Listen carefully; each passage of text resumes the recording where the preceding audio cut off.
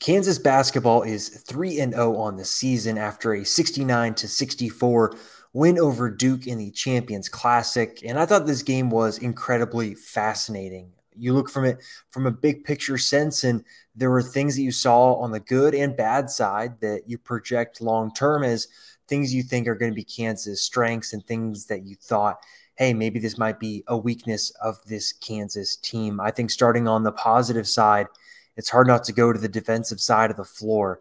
Kansas as a unit plays really tough defense. There's the energy.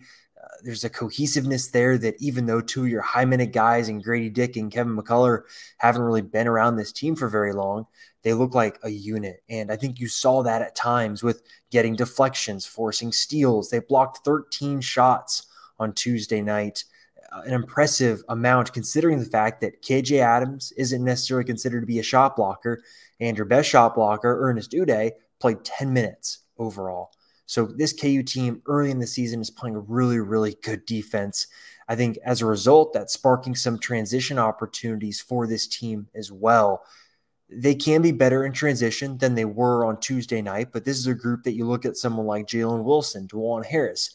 Grady Dick has shown in games this season that he can play well in transition too. And I think you saw that on Tuesday night. And I think third of all, KU is going to be a really good passing team this season. Guys like DeJuan Harris are really good passers. We know that. But someone like KJ Adams and his passing out of the high post and even low post has been impressive. I thought early in the game on Tuesday, he showed some of that passing ability, finding some of his teammates. And if KJ Adams is not going to be a post presence and isn't going to space the floor with his shooting, having that passing will at least do some of that floor spacing for Kansas. Now, I think on the negative side, I think you do see some of those shooting issues. I'll pull up the stats right now, but outside of someone like Kevin McCullough making the 2 threes early in the game, KU as a team really, really struggled from deep. And obviously this arena has given Kansas fits in years past, but I think overall that is a concern that you probably will have going over the course of the season. Is someone like Jalen Wilson going to shoot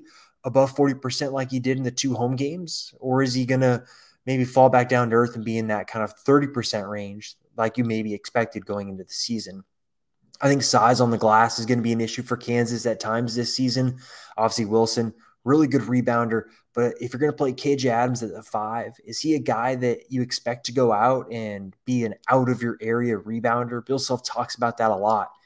Guys like David McCormick on the offensive glass last year were out-of-area rebounders. They grab rebounds that are not near them. I don't know if KJ Adams is like that. We'll hit on Zubiejia for in a second because I think he's one that is very similar to that. But I think you look at the glass, that is a concern, right? KU did get out rebounded by Duke, but Duke does have multiple 7-footers that they're going to play. So it's not necessarily a great matchup for Kansas in this instance, but I think it's still a concern to have long term. You look at the offensive side, when things get muddied down, does Kansas have a guy that they can go throw the ball into in the post or have a specific play to get them a basket? Right now, Jalen Wilson is that guy, but is Kansas going to be able to do that when other teams pack the paint or find different ways to double team Wilson or get creative defensively? That's a concern I have. And I think at times in the second half when KU is struggling to kind of keep grasp and keep within a couple of possessions, I think that felt like a negative for this team right now. As for individuals, Jalen Wilson, incredible. 26 points, 25 points on 26 shots with 11 rebounds and 5 assists. According to the ESPN broadcast, he is the 5th Kansas player in the last 25 years to have 25, 10, and 5 in a single game. Obviously, the efficiency stats for him aren't great. You'd like that to improve, but this is a game that you need someone to take over, and he was that player. Now, Grady Dick, man, what an interesting game. He got played off the floor early in the game and early in the second half because of his defensive play. And they were going after him, and Duke was getting some good looks. He had to sit, wait his time, but then all of a sudden he comes off the bench right away. 7-point scoring flurry, flips the game on its head, contributes to a 15-5 run to end the game. And I think that's what you're going to see from Grady Dick this season. There are going to be games when defensively, maybe it's not his game, but you almost have to keep him on the floor because of the offense and what he brings to this team in terms of the floor spacing and just the scoring. I mean, how creative were some of those finishes from Grady Dick on Tuesday night?